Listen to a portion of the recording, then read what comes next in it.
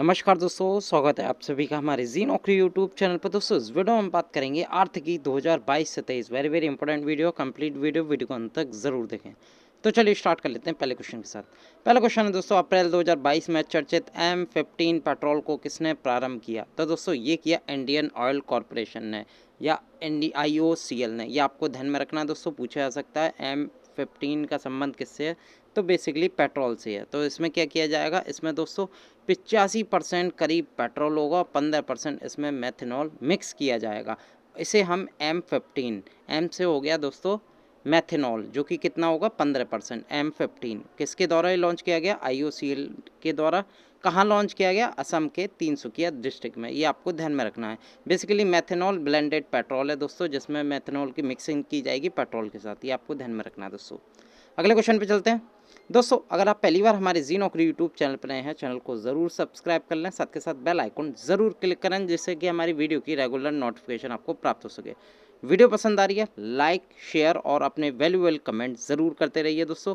अगर दोस्तों आप हमें सुपर थैंक्स या मॉनेटरी सपोर्ट देना चाहते हैं तो यूट्यूब के ज़रिए आप दे सकते हैं दोस्तों। अगर इस वीडियो की PDF फाइल लेना चाहते हैं तो लिंक आपको टेलीग्राम का इस वीडियो के नीचे डिस्क्रिप्शन में दे रखा है, क्लिक करके ज्वाइन करके इसकी PDF डाउनलोड कर सकते हैं। अगले क्वेश्चन पे चलते हैं। अप्रैल 2022 में किस वित्तीय संस्थान ने वित्तीय समावेशन के समाधानों के लिए फिंक्यूवेशन पहल शुरू की है? फिक्लूवेशन, ये आपको ध्यान में रखना है दोस्तों। ये जो लॉन्च किया है ये IPPB ने लॉन्च की है, या इसे फुल फॉर्म में हम कहते हैं इंडिया पोस्ट पेमेंट बैंक। ये आपको ध्यान में रखना है दोस्तों। अप्रैल माह में ये लॉन्च की गई थी। जो इंडिया पोस्ट पेमेंट बैंक है, जिसने कोलैबोरेशन किया था किसके साथ? फिनटेक स्टार्टअप के साथ। बेसिकली इसका जो लक्ष्य है वित्तीय समावेशन हेतु लक्षित सार्थक वित्तीय उत्पादों के निर्माण की दिशा में स्टार्टअप समुदायों को प्रोत्साहित करना, यानी कि जो जितने भी भारत में स्टार्टअप हैं दोस्तों उनको इनक्रेज करने के लिए ये इंडिया पोस्ट पेमेंट बैंक ने फिनटेक स्टार्टअप के साथ ये फिनक्लूवेशन लॉन्च की है। ये आपको ध्यान में रखना है। अगले क्वेश्चन देख लेते हैं दोस्तों।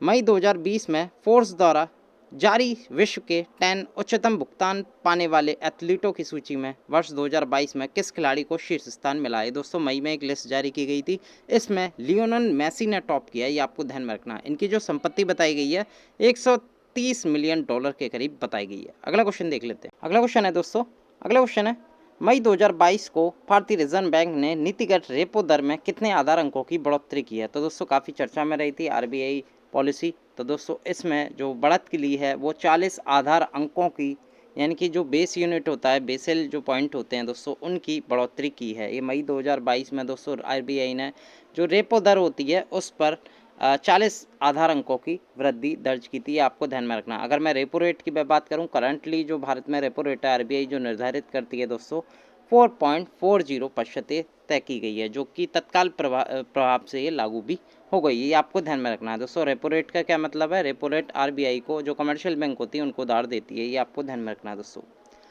अगले क्वेश्चन पे चलते हैं। मई 2022 में नेशनल स्टॉक एक्सचेंज ने किसकी भागीदारी में डोमेस्टिक बुलियन स्पॉट एक्सचेंज स्थापित किए जाने की घोषणा की है? तो दोस्तों ये जो की है ये की है India Boolean and jewellers association limited के साथ, IBJA के साथ। ये आपको ध्यान में रखना है दोस्तों। किसने की है? NSE ने। NSE क्या होता है? नेशनल स्टॉक एक्सचेंज होता है। किसके साथ हाथ में लाया? Indian Boolean and jewellers association limited, IBJA के साथ। तो दोस्तों ये डोमेस्टिक बुलियन स्पॉट एक्सचेंज होता है। बेसिकली इसका जो काम है, ensure complete transparency in the Boolean transaction execute on it's platform, यानी कि जो शेयर मार्केट में जो बुलियन ट्रांजैक्शन होते हैं उनके लिए दोस्तों ये NSE ने ये प्लेटफॉर्म लॉन्च किया है। ये आपको ध्यान में रखना है दोस्तों। किसके साथ? India Boolean and jewellers association limited के साथ। अगले क्वेश्चन पे देख लेते हैं। मई 2022 में 2016 से 21 के दौरान जैविक कपास के उत्पादन में कौन सा राज्य शीर्ष पर है? जैविक कपास को इंग्लिश में क्या कहते हैं? Organic cotton. तो हाल ही में प्रोडक्शन लिस्ट आई थी दोस्तों वर्ष 2022 में, तो इसमें 16 से 21 के बारे में बताया गया था। तो इसमें सबसे ज़्यादा जो राज्य टॉप रहा वो रहा मध्य प्रदेश। मध्य प्रदेश ने करीब 383133.39 मीट्रिक टन उत्पादन किया। ये आपको ध्यान में रखना है, जो कि पूरे राज्यों में सबसे ज़्यादा मध्य प्रदेश राज्य ने किया। ये आपको ध्यान में रखना है दोस्तों। और अगर मैं टोटल प्रोडक्शन की मैं बात करूं तो टोटल प्रोडक्शन भारत का हुआ 8,10,934 मीट्रिक टन। ये आपको ध्यान में रखना है दोस्तों। और इसमें से जो सबसे ज़्यादा किया था वो मध्य प्रदेश ने किया था, करीब 3,83,133 0.39 मीट्रिक टन। ये आपको ध्यान में रखना है दोस्तों। ये रिपोर्ट हाल ही में जारी की गई थी कपड़ा मंत्रालय के द्वारा, यानी कि मिनिस्ट्री ऑफ टेक्सटाइल के द्वारा जारी की गई थी। अगले क्वेश्चन पे चलते हैं। मई 2022 में कौन सी कंपनी 100 बिलियन अमेरिकी डॉलर से अधिक राजस्व अर्जित करने वाली पहली भारतीय कंपनी बन गई है? तो दोस्तों ये बन गई है रिलायंस इंडस्ट्री लिमिटेड, जिसके सीईओ कौन है दोस्तों? मुकेश अंबानी। ये आपको ध्यान में रखना है। और ये पहली भारत की पहली कंपनी ऐसी बनी है जिसने 100 यूएसडी बिलियन एनुअल रेवेन्यू को पार किया है। ये आपको ध्यान में रखना है दोस्तों। Very very important question. हमेशा जो भारत में पहली बार होता है वो हमेशा एग्जाम में पूछा जाता है। ये मैं आपको बहुत पहले से कहते आ रहा हूँ दोस्तों। तो रिलायंस इंडस्ट्री ने टॉप किया, ये आपको ध्यान में रखना है। अगला क्वेश्चन देख लेते हैं। अप्रैल 2022 में इलेक्ट्रिक वाहन निर्माण और प्रौद्योगिकी कंपनी ईकीए, ये ध्यान में रखना है दोस्तों, कंपनी का नाम है जो कि इलेक्ट्रिक वाहन बनाती है दोस्तों, इसका नाम है ईका या ईकीए, ने किस शहर में अपनी पहली 9 मीटर शुद्ध इलेक्ट्रिक और शून्य उत्सर्जन बस ईकीए ई9 लॉन्च किया? तो दोस्तों आप देख सकते हैं ये ईका की एक शुद्ध इलेक्ट्रिक यानी कि प्योर इलेक्ट्रिक यानी कि जीरो कार्बन प्रोडक्शन की एक बस है दोस्तों, जो कि ज़ीरो प्रोडक्शन करती है कार्बन का और एकदम प्योर इलेक्ट्रिक बस है दोस्तों। ये हाल ही में कहाँ शुरू की गई? तो दोस्तों ये की गई महाराष्ट्र के एक शहर पुणे में। ये आपको ध्यान में रखना है। किसने लॉन्च किया? ईका ने, जो कि बस बनाती है दोस्तों, टेक्नोलॉजी कंपनी है। ये आपको ध्यान में रखना है दोस्तों। कहाँ की? पुणे में। और ये first 9 metre pure electric zero emission bus है। ये भी इंपॉर्टेंट है, ये आपसे पूछा जा सकता है कि कहाँ लॉन्च की? पुणे ने। किसने करी? ईका ने। ये आपको ध्यान में रखना है। अगले क्वेश्चन पे चलते हैं दोस्तों। अप्रैल 2022 में कॉइन गेको डाटा रिपोर्ट 2021 के अनुसार अनुमानित वास्तविक क्रिप्टो लाभ में कौन सा देश शीर्ष पर है? यानी कि अगर दोस्तों क्रिप्टो करेंसी में जो ट्रेड होती है या जितने भी देश ट्रेड करते हैं या जितने भी देशों में लोग निवेश करते हैं क्रिप्टो करेंसी बिटकॉइन में, तो दोस्तों इसमें सबसे ज़्यादा लाभ किस देश को हुआ? तो दोस्तों ये हुआ अमेरिका देश को। ये आपको ध्यान में रखना है दोस्तों। अमेरिका ने करीब 47 बिलियन डॉलर का फ़ायदा उठाया, यानी कि लाभ उठाया दोस्तों इसके माध्यम से। ये हाल ही में Q1 की रिपोर्ट थी, कॉइन गेको के द्वारा ये जारी की गई थी। इंडिया की रैंक की बात करूँ तो इंडिया की रैंक आई थी ऑल ओवर वर्ल्ड में दोस्तों 21 में भी थी। इंडिया ने करीब 1.85 बिलियन डॉलर का ये अनुमानित वास्तविक क्रिप्टो लाभ दर्ज किया। ये आपको ध्यान में रखना है। ये जो रिपोर्ट पेश की गई थी कॉइन गेको वाली, तो दोस्तों ये की थी चैनलाइसिस के द्वारा। ये आपको ध्यान में रखना है। अगले क्वेश्चन पे चलते हैं। अप्रैल 2022 में विश्व के सबसे बड़े इलेक्ट्रिक 3 व्हीलर निर्माण प्लांट को कहाँ स्थापित करने की घोषणा की गई है? तो दोस्तों ये की गई है तेलंगाना राज्य में। ये आपको ध्यान में रखना है। तेलंगाना की बात करूँ तो हैदराबाद में ये बेसिकली 3 व्हीलर निर्माण प्लांट ये स्थापित करने की घोषणा की गई है। किसके द्वारा की गई है? तो दोस्तों ये की गई है बिलिटी इलेक्ट्रिक इंक। आप फोटो देख सकते हैं, इसमें बिलिटी इलेक्ट्रॉनिक लिख रहा है, इसके द्वारा। ये कहाँ की कंपनी है? ये यूएसए की कंपनी है जो कि कैलिफोर्निया में स्थित है। और कैलिफोर्निया स्थित बिलिटी इलेक्ट्रिक ने भारत के तेलंगाना राज्य में 3 व्हीलर प्लांट सबसे बड़ा भारत का ही नहीं विश्व का सबसे बड़ा 3 व्हीलर प्लांट की घोषणा की। आपको ध्यान में रखना है दोस्तों। बेसिकली जो कैलिफोर्निया बेस्ड बिलिटी इलेक्ट्रिक है, इसने भारत के जो हैदराबाद में एक कंपनी है, इसका नाम है गयाम मोटर वर्क्स, इसके साथ ये अनुबंधन किया है। ये आपको ध्यान में रखना है।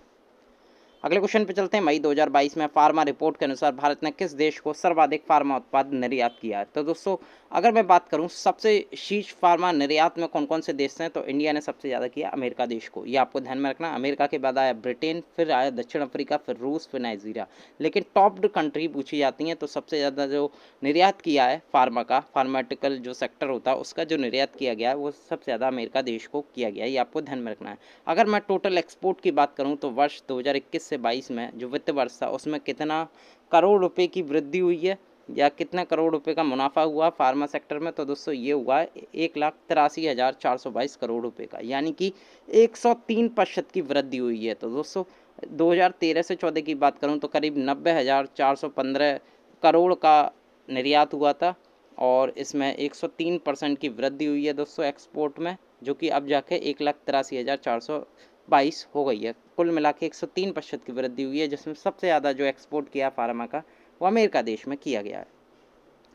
अगले क्वेश्चन पे चलते हैं। मई 2022 में नियो बैंक ओपन देश का 100वां यूनिकॉर्न बन गया। यह किस शहर में स्थित है? तो दोस्तों याद रखिएगा ये 100वां यूनिकॉर्न बन गया है दोस्तों।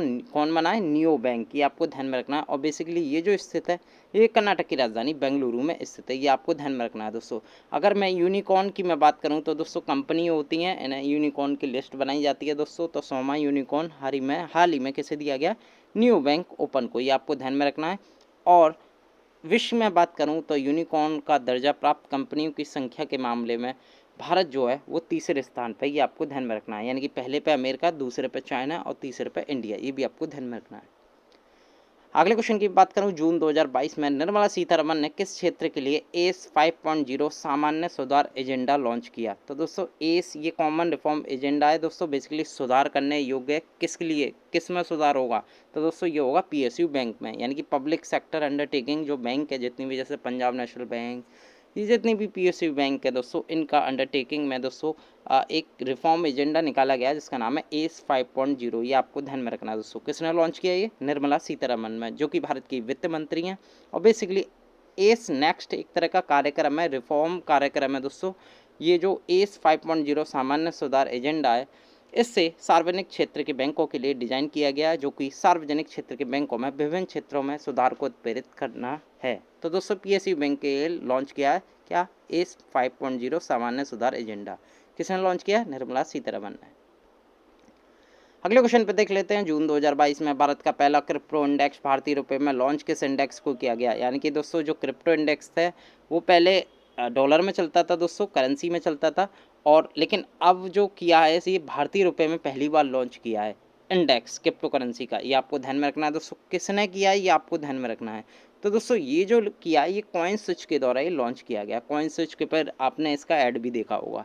बेसिकली इस इंडेक्स का नाम रखा गया CRE8। इसकी फुल फॉर्म होती है दोस्तों क्रिप्टो रुपी इंडेक्स। ये पहली बार भारतीय रुपए में निवेश, यानी कि पहले आपको डॉलर दिखाते थे, अब इसमें पैसे में दिखाएगा। 7600, 100 रुपये, 200 रुपये, या जितने का भी वो बिटकॉइन है, जैसे बिटकॉइन करीब 19,000 पे आ गया दोस्तों, तो उतना ही रेट आपको दिखाएगा, डॉलर में नहीं दिखाएगा। ये भारतीय रुपये में लॉन्च किया गया पहली बार। भारत का पहला क्रिप्टो इंडेक्स है दोस्तों, जो कि भारतीय रुपये में लॉन्च किया गया। किसके द्वारा? कॉइन स्विच के द्वारा।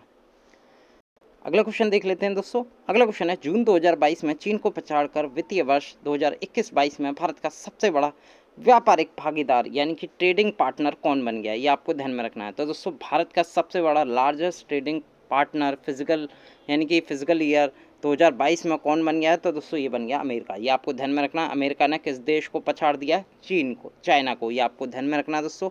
और इंडिया ने अमेरिका के साथ कितने बिलियन डॉलर का दोस्तों आयात निर्यात किया? तो दोस्तों ये किया 119.42 बिलियन डॉलर का। ये आपको ध्यान में रखना है। और चाइना ने किया था दोस्तों 115, यानी कि 115.42 बिलियन डॉलर का। तो सबसे ज़्यादा अमेरिका के साथ ट्रेड किया, ये आपको ध्यान में रखना है। इसलिए अमेरिका भारत का सबसे बड़ा व्यापारिक भागीदार देश बन गया। ये आपको ध्यान में रखना है। अगले क्वेश्चन पे चलते हैं। मई 2022 में, वित्तीय वर्ष 2022 में सबसे ज़्यादा भारत में एफडीआई प्रभाव वाला देश कौन रहा? यानी कि भारत में सबसे ज़्यादा एफडीआई कौन करता है? एफडीआई की फुल फॉर्म क्या होती है? Foreign direct investment. ये आपको ध्यान में रखना है, यानी कि प्रत्यक्ष निवेश प्रवाह, इसे हिंदी में कहते हैं हम। तो इंडिया ने सबसे ज़्यादा जो एफडीआई भारत में करता है दोस्तों, वो करता है अभी करंटली सिंगापुर। 27% एफडीआई के साथ टॉप देश भारत के लिए बना हुआ है। ये आपको ध्यान में रखना है दोस्तों। और इंडिया ने सबसे ज़्यादा जो एफडीआई है भारत में जो आया, एफडीआई यानी कि बाहर की कंट्रियाँ जो निवेश करती हैं इंडिया में, तो दोस्तों उसके साथ जो कैश फ्लो आया वो आया करीब 83.57 बिलियन डॉलर। ये आपको ध्यान में रखना है दोस्तों। और सिंगापुर टॉप पोजीशन पे बना हुआ है। सबसे ज़्यादा जो टॉप सेक्टर है, यानी कि सबसे ज़्यादा जो एफडीआई किस सेक्टर में हुई है? तो दोस्तों वो computer software and hardware sector में सबसे ज़्यादा एफडीआई निवेश हुआ है। सिंगापुर पहले पायदान पे है एफडीआई में। अगले क्वेश्चन पे देख लेते हैं। जून 2022 में जीएसटी परिषद की 47वीं बैठक 2022 का आयोजन कहाँ किया जाएगा? तो दोस्तों ये किया जाएगा जम्मू कश्मीर में, जम्मू कश्मीर के श्रीनगर में किया जाएगा। ये आपको ध्यान में रखना है।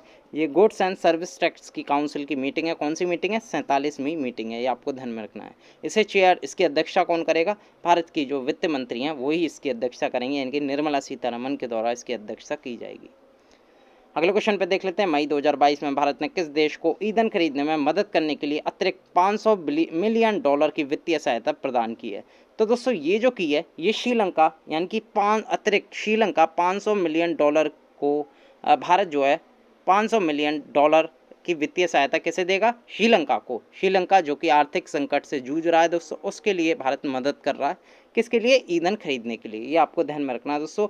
इससे पहले बांग्लादेश ने भी कहा था कि हम भी 400 मिलियन डॉलर आपको देंगे, लेकिन अभी बांग्लादेश ने पोस्टपोन कर दिया, यानी कि मना कर दिया कि अब हम नहीं दे रहे। इससे पहले इंडिया ने मौका देख के मदद की है श्रीलंका की। ईंधन खरीदने के लिए $500 मिलियन की वित्तीय सहायता करने के बाद। अगले क्वेश्चन पे चलते हैं। मई 2022 में एक रिपोर्ट के अनुसार दुनिया का दूसरा सबसे बड़ा सोने का उपभोक्ता देश कौन बन गया है, यानी कि world biggest gold consumer country कौन है। अगर मैं पहले पायदान की बात करूं तो दोस्तों वो है चीन। दूसरे पायदान की बात करूं, क्योंकि क्वेश्चन में दूसरा सबसे बड़ा उपभोक्ता पूछा, वो है भारत। ये आपको ध्यान में रखना है दोस्तों, भारत दूसरा सबसे बड़ा उपभोक्ता है कंज्यूमर में। तो पहला कौन है? चीन। ये आपको ध्यान में रखना है। और सबसे ज़्यादा इंडिया ने जो इम्पोर्ट गोल्ड किया है, यानी कि गोल्ड का जो सोने का आयात है, कितना किया? वो करीब 46.14 बिलियन में किया। ये आपको ध्यान में रखना है दोस्तों। अगले क्वेश्चन की मैं बात करूं, मार्च 2022 में सर्वाधिक विदेशी मुद्रा भंडार या दोस्तों फॉरेन एक्सचेंज रिजर्व जो होता है दोस्तों, हर महीने चेंज होता रहता है दोस्तों। तो ये मार्च की अपडेट है। तो भारत कौन से स्थान पर है इसमें? तो दोस्तों भारत जो है 5वें स्थान पर। ये आपको ध्यान में रखना है। करीब 6,22,275 मिलियन US डॉलर भारत का FDI है, विदेशी मुद्रा भंडार है। और सबसे ज़्यादा जो है वो चाइना का है। ये आपको ध्यान में रखना है। चाइना का कितना है? 33,98,241 मिलियन US डॉलर है। ये आपको ध्यान में रखना। वहीं भारत का है दोस्तों 6,22,000 और चाइना का है 33 लाख, यानी कि करीब 5 गुने ज़्यादा है चाइना का। इसलिए चाइना पहले पायदान पर, इंडिया 5वें पायदान पर। अगर मैं शुरू से लेकर अंत तक बात करूँ तो पहले पे चाइना आता है, दूसरे पे जापान, तीसरे पर स्विट्जरलैंड और चौथे पर रशिया, फिर आता है इंडिया।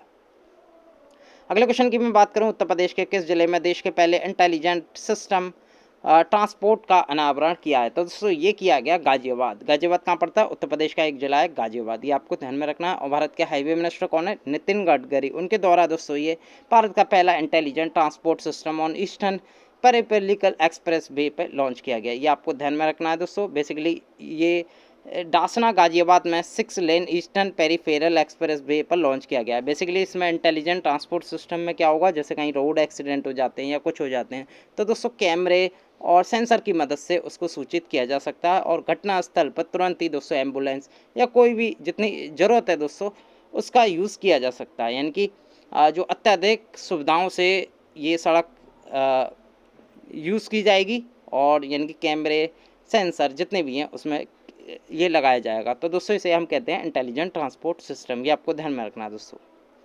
अगले क्वेश्चन पे देख लेते हैं। भारत किस देश को पीछे करके 2030 तक एशिया की दूसरी सबसे बड़ी अर्थव्यवस्था हो जाएगी? तो दोस्तों 2030 तक बात हो रही है, किस देश को छोड़ के सबसे एशिया की दूसरी बड़ी अर्थव्यवस्था हो जाएगी? तो दोस्तों एशिया की अभी करंटली नंबर 1 इकोनॉमी किसकी है? चीन की। ये आपको ध्यान में रखना है दोस्तों। और कहा गया है वर्ष 2030 तक जो भारत है वो जापान को पीछे छोड़ देगा। यानी कि 2030 तक एशिया की दूसरी सबसे बड़ी इकोनॉमी किसकी बन जाएगी? भारत की। पहली इकोनॉमी किसकी है? चाइना की। ये आपको ध्यान में रखना है दोस्तों। करीब भारत की अभी जो बताई जा रही है वो $2.7 ट्रिलियन बताई जा रही है और 2030 तक हिसाब लग रहा है कि $8.4 ट्रिलियन बढ़ जाएगी। तो इसके साथ जापान को पीछे छोड़कर भारत दूसरा एशिया में सबसे बड़ा इकोनॉमी के साथ उभरेगा। साथ के साथ पहला जो है वो चाइना है ही है। तो जापान को पछाड़कर एशिया की दूसरे सबसे बड़ी अर्थव्यवस्था हो जाएगी 2030 तक भारत। अगले क्वेश्चन पे चलते हैं। फरवरी 2022 में एक रिपोर्ट के अनुसार बाजरा निर्यात के मामले में भारत का विश्व में कौन सा स्थान है? यानी कि जो मिलेट है, मिलेट में सबसे ज़्यादा जो निर्यात किया गया है उसमें भारत का स्थान कौन सा है? तो भारत का जो स्थान है दोस्तों वो 5वां है। ये आपको ध्यान में रखना है दोस्तों। कौन सा है? 5वां। अगर मैं लार्जेस्ट इम्पोर्टर की बात करूँ, ये तो रहा दोस्तों एक्सपोर्टर, यानी कि भारत का स्थान क्या है निर्यात करने में, तो 5वां स्थान है वर्ल्ड में। अगर मैं बात करूँ इंडिया का एक्सपोर्ट की, तो इंडिया ने कितना एक्सपोर्ट किया इस बार? तो वो किया $26.97 मिलियन का एक्सपोर्ट किया। ये आपको ध्यान में रखना है। अगर मैं बात करूं सबसे ज़्यादा आयात कौन करता है बाजरे का, यानी कि मिलेट का, तो दोस्तों वो करता है नेपाल। ये आपको ध्यान में रखना। किससे करता है? इंडिया से करता है दोस्तों। इंडिया से करीब इसने $6.09 मिलियन का आयात किया है बाजरे का। ये आपको ध्यान में रखना है दोस्तों। अगर मैं बात करूँ सबसे ज़्यादा निर्यात कौन करता है बाजरे का, तो दोस्तों वो करता है अमेरिका देश। ये भी आपको ध्यान में रखना है। अगले क्वेश्चन पे चलते हैं। अप्रैल 2022 में प्रधानमंत्री नरेंद्र मोदी ने कहां पर 9000 अश्व शक्ति HP या हॉर्स पावर विद्युत रेल इंजन के निर्माण की आधारशिला रखी? तो दोस्तों ये रखी गुजरात के दाहोद में। ये आपको ध्यान में रखना है दोस्तों। ये फाउंडेशन मैन्युफैक्चरिंग यूनिट थी दोस्तों 9000 HP की, जो कि इलेक्ट्रिक लोकोमोटिव का निर्माण किया जाना। कहाँ पर? गुजरात के दाहोद में। ये आपको ध्यान में रखना है। इसमें करीब 20,000 करोड़ रुपए पैसा खर्च होगा और मोदी ने दोस्तों इसका आधारशिला रखी कहाँ पर, गुजरात के दाहोद में। ये भी आपको ध्यान में रखना दोस्तों। अगले क्वेश्चन पे चलते हैं। मार्च 2022 में बाजार पूंजीकरण के मामले में वैश्विक सूची में भारत का कौन सा स्थान है? तो दोस्तों अगर मैं इंडिया मार्केट कैपिटलाइजेशन की बात करूं यानी कि स्टॉक मार्केट की बात करूं तो दोस्तों इंडिया का जो स्थान आता है वो 5वें स्थान पे आता है। ये आपको ध्यान में रखना है। इसका जो करीब स्टॉक मार्केट का जो कैपिटलाइजेशन है वो करीब 3.46 ट्रिलियन डॉलर है दोस्तों, जो कि इस बार करीब 37% उछाल के साथ बढ़ा था। और सबसे अधिक मैं बात करूं, सबसे अधिक बाजार पूंजीकरण के मामले में कौन टॉप देश है? तो वो है यूएसए, उसके बाद चाइना, फिर जापान, फिर हांगकांग, फिर आता है इंडिया। अगले क्वेश्चन पे चलते हैं। फरवरी 2022 में जलवायु से प्रभावित ग्रेट बैरियर रीफ की रक्षा के लिए किस देश ने अरबों डॉलर के पैकेज की घोषणा की है? तो दोस्तों आपसे स्टैटिक जीके में ही पूछा जाता है। ग्रेट बैरियर रीफ कहाँ स्थित है? तो दोस्तों ऑस्ट्रेलिया में स्थित है। ऑस्ट्रेलिया के बेसिकली पूरब में ये ग्रेट बैरियर रीफ स्थित है। ये आपको ध्यान में रखना। और इसे सुरक्षित करने के लिए जो किस देश ने अरबों डॉलर की पैकेज की घोषणा की है? तो दोस्तों ये की ऑस्ट्रेलिया ने। ये आपको ध्यान में रखना है। करीब ऑस्ट्रेलिया ने दोस्तों 700 मिलियन डॉलर, अगर ऑस्ट्रेलिया की बात करूं तो ऑस 1 बिलियन डॉलर का इन्वेस्ट करेगा इसकी सुरक्षा के लिए। ये आपको ध्यान में रखना है। और जो सुरक्षा करेगा दोस्तों उसके लिए एक प्रोजेक्ट का भी नाम दिया गया जिसका नाम है रीफ 2050। ये भी आपको ध्यान में रखना है दोस्तों। अगले वीडियो के साथ एक बार फिर मैं हाजिर होऊंगा। बहुत बहुत धन्यवाद।